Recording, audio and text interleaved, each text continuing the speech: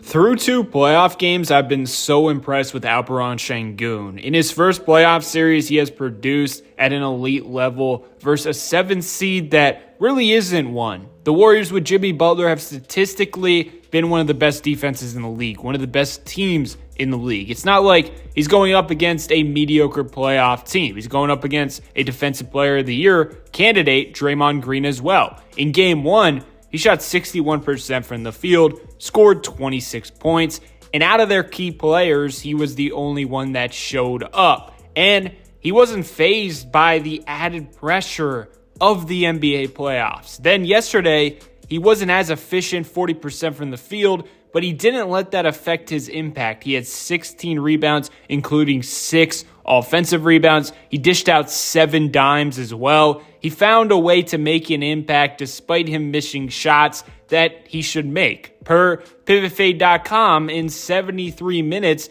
they have won his minutes by plus 21 through the first 2 games. Their offensive rating has been 112.9 with him on the court. Meanwhile, it drops down to 84.1 when he's resting on the bench. He's having the same type of impact defensively. 102.3 defensive rating with him out there, 115.2 without him. He's been their best and most important player so far, and friendly reminder, he's only 22 years old. The versatility and creativity offensively has popped for me. Deep into the shot clock, the Warriors have him stuck on the perimeter, but he's comfy as can be, no big deal. He just keeps his dribble alive, spin move to escape the first defender, and then he's right back into another spin move, goes through the contact, and finishes with the left hand. We have seen him bring the ball up the court a ton this series to alleviate pressure off of his teammates. He does exactly that here,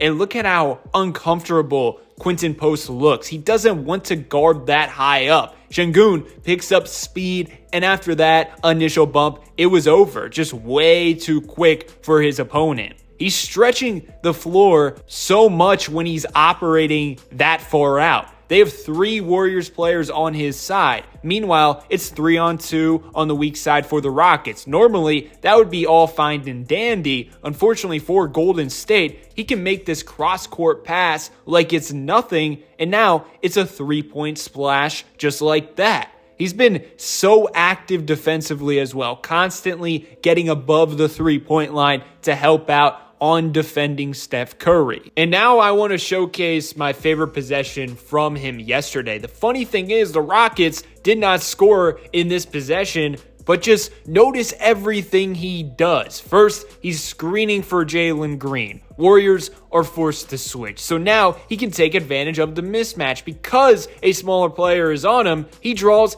a double team, and immediately he recognizes where it's coming from, and he sets up an open 3 for his teammate. But now we see his most underrated skill. When he's at his best, he's crashing the glass this hard every single possession. Instead of an easy rebound, he pokes it loose, and it goes right to Tyrese, and now we witness his connected passing. He has the smarts to realize before he even really gathers it in, he has to go to Jaylen Green as soon as possible. And because of that, the closeout has no chance of happening, and they get another open 3. Unfortunately, the Rockets just could not make an open shot on that sequence. It's beautiful to see how he can impact the game offensively, even if he's not scoring the rock.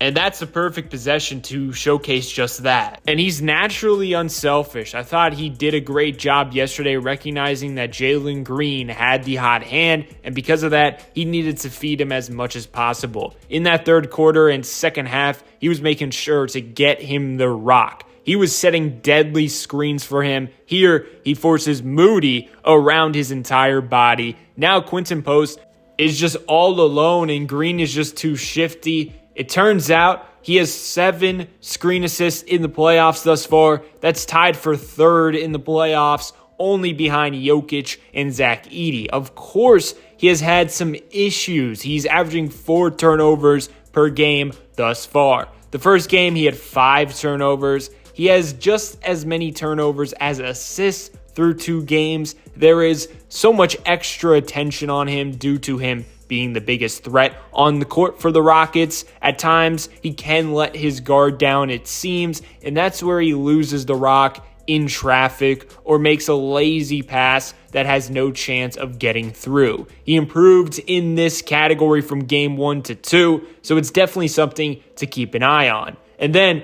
of course, he's still prone to having games where he misses bunnies that should be a guarantee. In game 1, his mid-range and near the basket floater / hook shot game was on point. He kind of lost his touch around the rim in game 2 and should have made more shots, in my opinion. I also think at times so far, he needs to kind of tone it down in terms of complaining to the refs. I think he's looking at them a little too much when he makes a mistake, misses a shot, or whatever. That's just a little gripe. It's not really a big deal. But at times, I do think he has let the Warriors off the hook because he's expecting a foul rather than, forcing a foul call by just being bigger and stronger and going through that contact. And this is going to be a physical series. And quite honestly, it's to the Rockets' benefit that they're not calling everything and anything.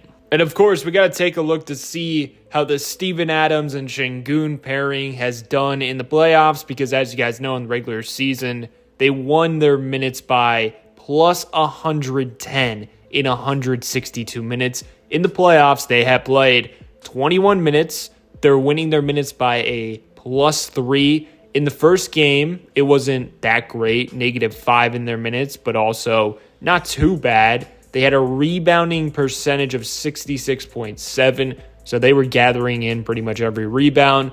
And then yesterday night, they played 9 minutes, 47 seconds. They were a +8, and in those minutes, they had a 70.6 rebounding percentage. And overall, rebounding is just a huge advantage for the Rockets, and Sengun has a lot to do with that. So as a team, the Rockets, through 2 games, has 99 rebounds. That's second only behind the Oklahoma City Thunder, who have 109. And then last in the playoffs so far is, of course, the Golden State Warriors with 69 rebounds. So as of now, the Rockets are +30 in the rebounding battle. But really, the story of yesterday's game was the domination from their 2 best players, Sengun and Jaylen Green. Their 2 best players in terms of offense, I would say. So they were a +22 in 28 minutes and 2 seconds of action. They were operating at a 141.1 offensive rating and 103.6 defensive rating with those 2 on the court. And despite them losing game 1, it's pretty interesting to see that they actually won their minutes by 2 points in the first game. That's all I got. I want to hear your thoughts below in the comment section. Leave a like and subscribe. I appreciate it. Have yourself a great day and peace out.